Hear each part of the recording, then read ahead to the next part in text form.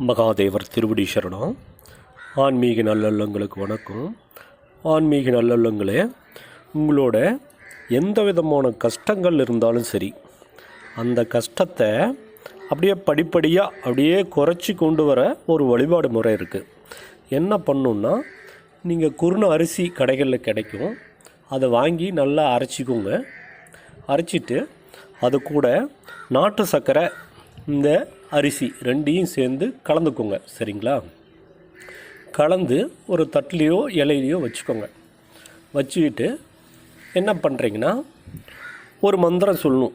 என்ன மந்திரம்னா, ஓம் நமோ நாராயணாய நமக அப்படின்ற மந்திரத்தை சொல்லணும். ஓம் நமோ நாராயணாய நமகன்ற மந்திரத்தை ஒரு 333 தடவை சொல்லணும். இந்த மந்திரத்தை ஓம் நமோ நாராயணாய நமகன்னு சொல்லி இந்த மந்திரத்தை 333 தடவை சொல்லிவிட்டு, உங்களோட குறைகள், எந்த கஷ்டம் குறைகள் எந்த மாதிரி உங்களுக்கு என்ன கோரிக்கை வேணும், உங்களுக்கு என்ன மன கஷ்டம் இருக்குது அப்படின்னு பாருங்கள். அந்த கஷ்டங்களில் அப்படியே எம்பெருமானோட மகாவிஷ்ணு பகவான்கிட்ட சொல்லுங்கள். சொல்லிவிட்டு இந்த அரிசியை உங்கள் மனதார வேண்டி பக்கத்தில் இருக்கிற பெருமாள் கோயிலுக்கு போகிறீங்க இல்லைங்களா, அந்த பெருமாள் கோயில்களில் என்ன பண்ணணுன்னா, நீங்கள் அந்த அரிசியை வழிபாடெல்லாம் பண்ணி முடிச்சுட்டு குருநாதர் மகாவிஷ்ணு பகவானை தரிசனம் பண்ணிவிட்டு எல்லா ஒர்க்கும் நீங்கள் அங்கே முடிச்சிடுறீங்க. கோயிலில் கும்பிட்டு முடிச்சுட்டு வீட்டுக்கு வர்றப்ப என்ன பண்ணணுன்னா, அந்த நீங்கள் வீட்டிலேருந்து இந்த மந்திரங்களை உருவேற்றி கொண்டு போனீங்க இல்லைங்களா, இந்த அரிசியோட கலவையை கொண்டு போய் யார் கால்லையும் மெதுபடாமல் ஒரு இடங்களாக பார்த்து செலக்ட் பண்ணுங்கள். எந்த மாதிரி இந்த எறும்புகள் சாப்பிட்டாலும் அந்த எறும்புகளுக்கு எந்த பாதிப்பும் ஆகக்கூடாது, இவங்க கூட்டி விட்டால் அது சாகக்கூடாது. இந்த மாதிரி இடத்த பார்த்து செலக்ட் பண்ணிக்கோங்க. அந்த இடத்துல யாருக்கும் எந்த தொந்தரவும் இல்லை. எறும்பு தாராளமாக இதை எடுத்துகிட்டு போய் பயன்படுத்தி அது சாப்பிட்டு நல்லபடியாக அது போகும். அது போய் இந்த தானியங்களை எறும்புகள் சாப்பிட இந்த மந்திரங்கள் உங்களுக்கு ஆக்டிவ் ஆகும். என்னென்னா, அது ஜீவராசியிலேயே அது ஒரு அற்புத ஜீவராசி. இது மிக சக்தி வாய்ந்த ஜீவராசி. எறும்புகள் சக்தி இருக்குது, நிறையா விஷயம் இருக்குது எறும்பில். அந்த எறும்புகள் நம்ம சாப்பிட்ற இந்த மந்திர உருக்கள் இந்த சக்தி மூலிமா நம்மளை வாழ்த்தும்.